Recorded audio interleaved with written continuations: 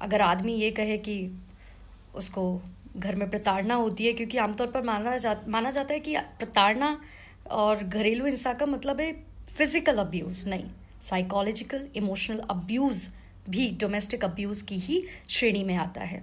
तो इमेजिन कीजिए कि अगर कुछ ऐसा कर दे कि सारे लड़के इस धरती से कुछ मैजिक हो जाए और वो इनविजिबल हो जाएं, या क्योंकि सारे लड़के तो क्रिमिनल ही होते हैं, या कभी भी मैन वर्सेस वुमेन की फाइट हो तो इस इस तरीके से सोच लेना आदमी ने ही कुछ किया होगा। ऐसे में सारे आदमियों को एक साथ जेल में डाल दें तो सोचिए कैसी लाइफ हो जाएगी। अगर आपको इससे भी चलता है तो कोई प्रॉब्लम नहीं। When we use this term, a face of a woman comes in our mind. हमें सोचना भी नहीं पड़ता and it suddenly comes in our mind. पर क्या डिग्निटी का कोई जेंडर होता है? Respect, another word. And yes, again a woman face comes in our mind. क्या रिस्पेक्ट का भी कोई जेंडर होना चाहिए? Third, domestic abuse. I'm adding another word. Yes, again we don't easily believe that men can also be subjected to domestic abuse. इस पर तो jokes भी बन जाते हैं। अगर आदमी ये कहे कि उसको घर में प्रताड़ना होती है, क्योंकि आमतौर पर माना जाता है कि प्रताड़ना और घरेलू हिंसा का मतलब है फिजिकल अब्यूज़, नहीं, साइकोलॉजिकल इमोशनल अब्यूज़ भी डोमेस्टिक अब्यूज़ की ही श्रेणी में आता है। And many of us think it's a myth that how can men be harassed when they are the main reason of harassment against women. And we do not realize that harassment can happen to anyone despite age, gender, identity, and religion. And in the Constitution, under Article 14, right to equality is mentioned. But issues related to men are not given enough recognition as compared to issues related to women. और हम सब जानते हैं कि किस तरीके से court के अंदर प्रोसीडिंग चलते हैं और किस तरीके का परसेप्शन मीडिया ट्रायल में बनता है when it's a man versus woman case. And it makes all men unequal to all women if the legislation only considers women issues and not man issues, then it is a total violation of Article 14. जबकि there must be equal justice served for both men and women.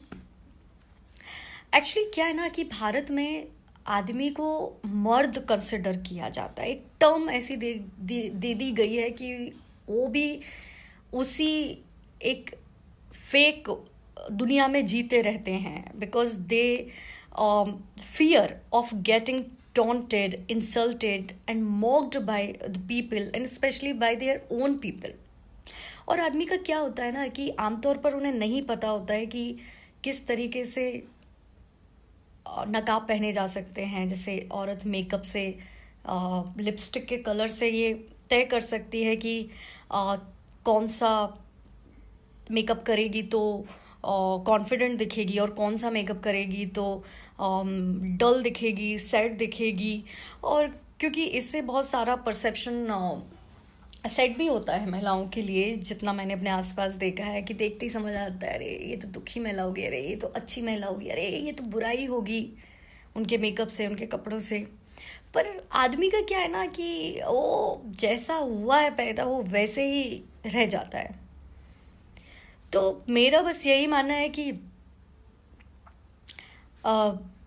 जब आप dignity की बात करें ना तो please human dignity की बात करें, और जब रिस्पेक्ट की बात करें तो respect for all the genders की बात करें, और जब डोमेस्टिक अब्यूज़ की बात करें तो ये भी सोचें कि जितना इम्पोर्टेंट औरत का होना है उतना इम्पोर्टेंट आदमी का भी होना है, वाइस वर्सा। लेकिन लड़कों के मामले में चलता है एटीट्यूड, या लड़के तो होते ही ख़राब हैं, लड़के तो होते ही कुत्ते हैं। तो इमेजिन कीजिए कि अगर कुछ ऐसा कर दे कि सारे लड़के इस धरती से कुछ मैजिक हो जाए और वो इनविजिबल हो जाएं, या क्योंकि सारे लड़के तो क्रिमिनल ही होते हैं, या कभी भी मैन वर्सेस वुमेन की फ़ाइट हो तो इस इस तरीके से सोच लेना आदमी ने ही कुछ किया होगा, ऐसे में सारे आदमियों को एक साथ जेल में डाल दें तो सोचिए कैसी लाइफ हो जाएगी। अगर आपको इससे भी चलता है तो कोई प्रॉब्लम नहीं, और अगर नहीं चलता है तो सोचिए। और दूसरी बात, आ, हमको लगता है ना कि आदमी को तो बहुत आसानी से सब मिल जाता है, नहीं।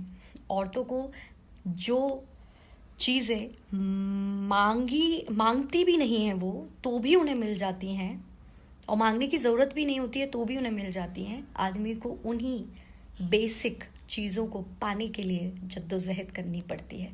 और आपको यकीन नहीं है ना, तो आप अपने पापा से, अपने भाई, अपने दोस्त से बात करना। वो सारी चीज़ें जो आपको एफर्टलेसली मिल गई हूँ, और वो चीज़ें जो पुरुषों को किस तरह से मिलती है, इसके बारे में उनसे क्वेश्चन करना। You will get the answers definitely. तो इस वहम से वापस आ जाइए, इस गलतफहमी से निकल आइए कि आदमी का तो सब कुछ चलता है और आदमी को तो सब आसानी से मिल जाता है, और आदमी की डिग्निटी चली भी गई तो कोई फ़र्क नहीं पड़ेगा, उसकी तो आगे ज़िंदगी जैसे पड़ी ही नहीं है, या उसकी ज़िंदगी पर तो, उसके करियर पर तो कोई फ़र्क पड़ता ही नहीं है। इस वहम से वापस आ जाइए। और मैं ये सब बातें 2020 के बाद करती हूँ, उसके बाद से करने लगी हूँ। ये गलतफहमी भी कई लोगों को है, तो वो भी इससे बाहर आ जाइए, क्योंकि जो लोग मुझे जानते हैं एज अ जागृति शुक्ला, वो जानते हैं कि मैं इस तरह के सब्जेक्ट्स पर मुखर रही हूँ, वोकल रही हूँ 2015 से ही, सोशल मीडिया पर, पब्लिक प्लेटफॉर्म्स पर, और मैंने इस पर्टिकुलर टॉपिक पर धरने भी दिए हैं। तो इस गलतफहमी से भी बाहर आइए और सोचिए इस बारे में। धन्यवाद।